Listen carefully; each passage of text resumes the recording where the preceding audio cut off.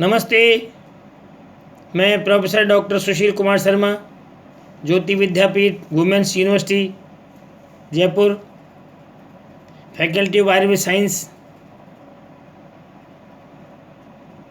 रसशास्त्र एवं भेषज कल्पना विषय, BAMS सेकेंड ईयर।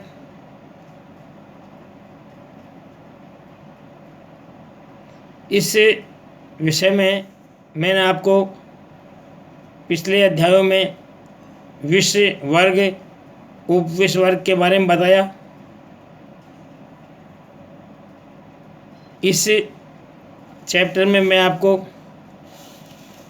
कुछ विषय वर्गों के बारे में के द्रव्य और उपविषय के द्रव्यों के बारे में समझाने जा रहा हूँ। कृपया ध्यानमग्न होकर सुने, मनन करें और याद करें।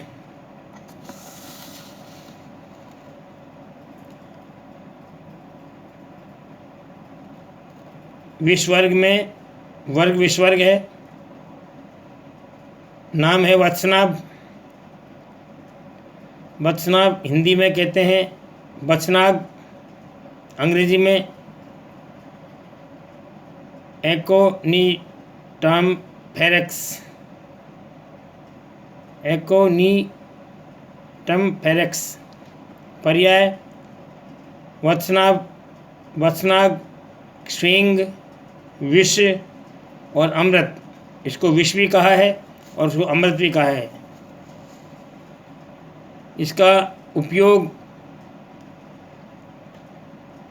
विष के रूप में इसलिए कहा है कि विष जैसे मारक होता है, उसी प्रकार से अगर अशुद्ध इसका सेवन कर लिया तो तुरंत मारक है विष की तरह, और इसको शोधन करके इसका प्रयोग किया तो ये अमृत के समान गुणकारी भी है।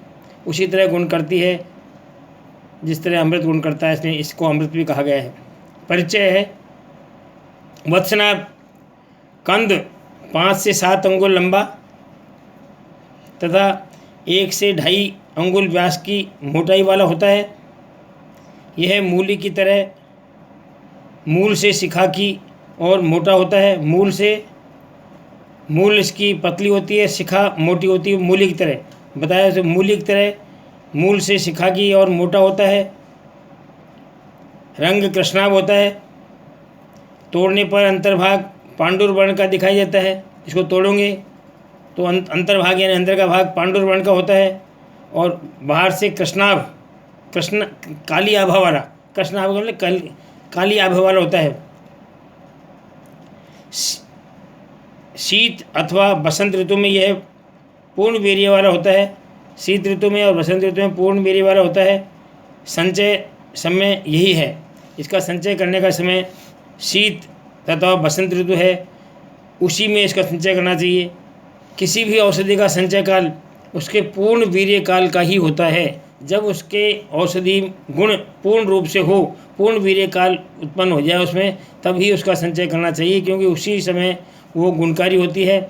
वरना अपक्व या उसका अधिक पक्व हो जाने पर उसके गुण क्षीण हो जाते हैं। इसलिए इसका शीत जो संग्रह काल है बसंत ऋतु होता, शीतकाल ही होता है। प्राप्ति स्थान गढ़वाल, कश्मीर तथा नेपाल आदि शीतवीर्य व ऊंचाई वाले पर्वतीय प्रदेशों में पाया जाता है। शीतवीर्य एवं पर्वतीय प्रदेशों में इसका उपलब्धता होती है, अधिक पाया जाता है। भेद वर्ण भेद से वत्सनाभ 3 प्रकार का पाया जाता है। कृष्णाभ, कपिस और पांडु। कुछ काले रंग का, पीला सफ़ेद अथवा भूरे रंग का। पांडु पीला और सफ़ेद।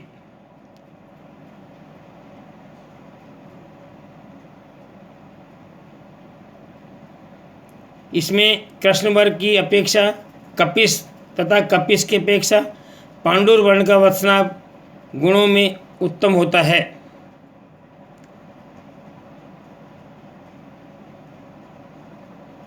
उत्तम एवं ग्राह्य वत्सनाभ। उत्तम एवं ग्राह्य वत्सनाभ कैसा होगा?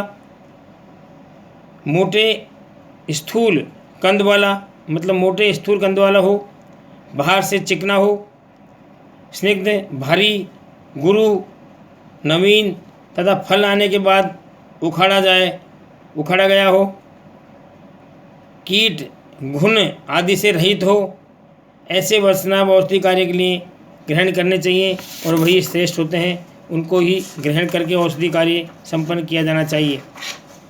वत्सनाभ शोधन की आवश्यकता क्यों है, इसके बारे में बताया गया है कि अशुद्ध वत्सनाभ के सेवन से शरीर में दाह, मोह, हृदय गति अवरोध उत्पन्न होता है, ये मृत्युकारक है। अतः शुद्ध करके ही वत्सनाभ का प्रयोग करना चाहिए, प्रयोग करें। ये विष के समान मारक है, इसलिए अशुद्ध का प्रयोग नहीं करें। वत्सनाभ का शोधन, वत्सनाभ को चने के बराबर छोटे छोटे टुकड़े करके गोदुग्ध अथवा अजादुग्ध में दौला यंत्र विधि से 6 घंटे तक शोधन कर लेने से वह शुद्ध हो जाता है। इस प्रकार से शुद्ध करें इसको। इन्हीं टुकड़ों को एक मिट्टी अथवा पत्थर के पात्र में रखकर इतना ताज़ा गोमूत्र डालें कि वह पूरी तरह डूब जाए। अब इसे तीव्र धूप में रख दें। प्रतिदिन प्रातःकाल पुराना गोमूत्र निकालकर नया गोमूत्र डालकर धूप में रख दें। इस प्रकार क्रमशः 3 दिन तक नया गोमूत्र बदलते हुए आतप शोषण कर यानी धूप में सुखाकर, आतप यानी धूप, आतप शोषण कर धूप में सुखाकर लेने के बाद गोमूत्र से बाहर निकालकर वत्सनाभ के टुकड़े को, बाहरी त्वचा को धीरे धीरे चाकू की सहायता से निकालकर अलग कर दें एवं भीतर के शुद्ध विष को धूप में सुखाकर प्राप्त करें। विष कहा गया है, पर्याय है, इसलिए शुद्ध विष यानी शुद्ध वत्सनाभ को प्राप्त करें। इस प्रकार से 2 प्रकार से शोधन विधि कही गई है। एक तो दौला यंत्र विधि में इसका शोधन छोटे छोटे टुकड़े करके गोदुग्ध में अथवा अजादुग्ध में यानी अजा बकरी के दूध में दौला यंत्र विधि से 6 घंटे से शोधन करने से, इसका स्वेदन करने से शुद्ध हो जाता है। और दूसरी विधि बताई है कि छोटे छोटे टुकड़े करके इसके चने के बराबर और किसी मिट्टी के अथवा पत्थर के पात्र में, मिट्टी का पात्र, पत्थर का पात्र हो, किसी में भी गोमूत्र में 3 दिन तक भिगो दें और भिगो करके इसको धूप में रख लें, सुखा लें। हर बार गोमूत्र नया बदलें। तो इस प्रकार से धूप में रख करके सुखा करके भी गोमूत्र, इसके बाद में उसके छिलके को चाकू से निकाल कर अंदर से प्राप्त विष को प्राप्त कर प्रयोग में करें। वत्सनाभ के गुणकर्म क्या है? यह रस में कटु है, वीर्य कटु है, तिक्त और कषाय तथा गुण एवं वीर्य में उष्ण है।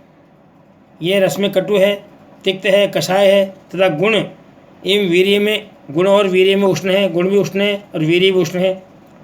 यह उत्तम योगवाही एवं श्रेष्ठ रसायन है।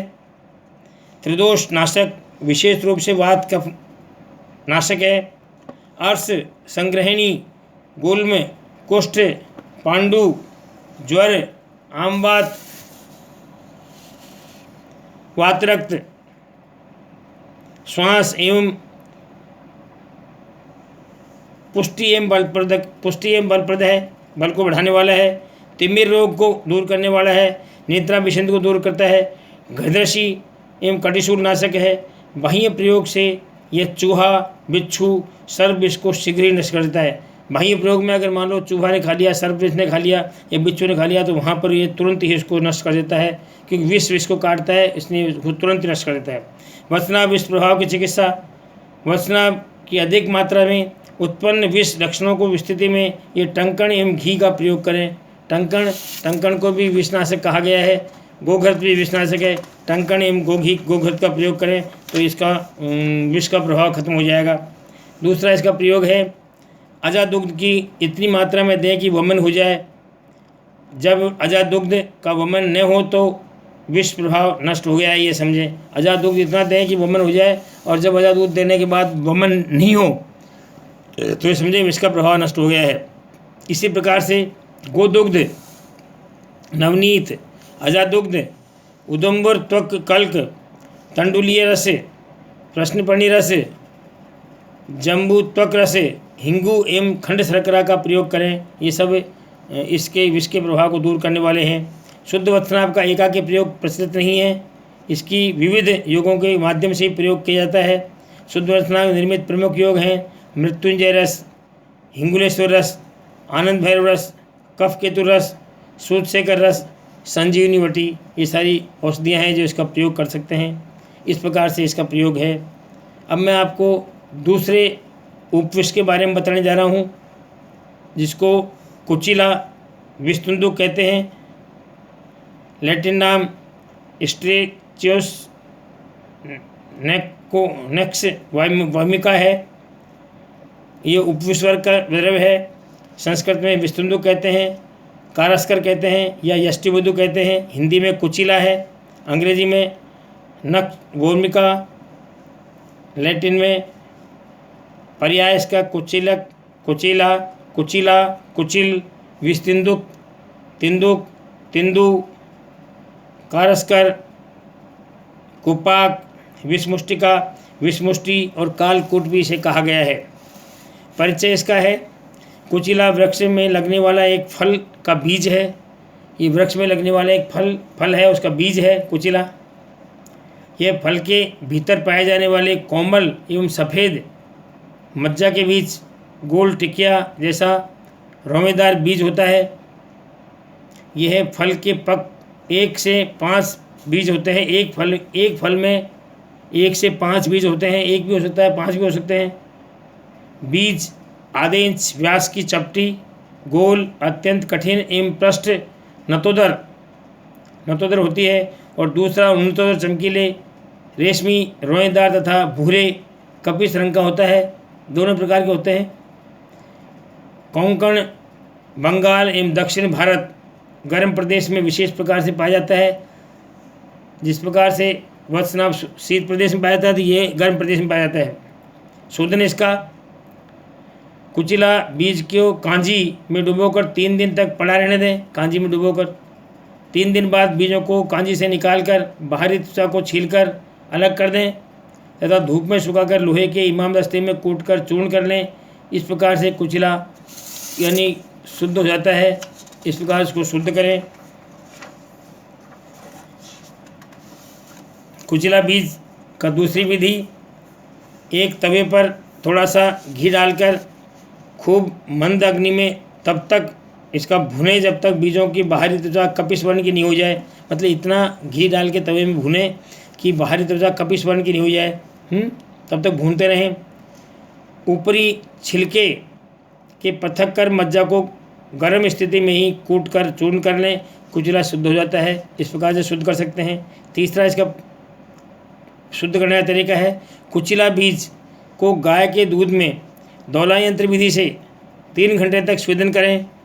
बीज के ऊपरी छिलके को निकालकर गीली अथवा अवस्था में ही कूट कर चूर्ण कर लें और सुखा लें। इस प्रकार से कुचिला शुद्ध हो जाता है। तो कुचिला शुद्ध होने की 3 विधि है। गाय के दूध में दौला यंत्र विधि से स्वेदन करने से कुचिला शुद्ध हो जाता है। दूसरा, इसको बीज को तवे पर रख करके भूनने के बाद घी में भूने, फिर बीज निकाल के शुद्ध हो जाता है। इस प्रकार से शुद्ध करें इसको।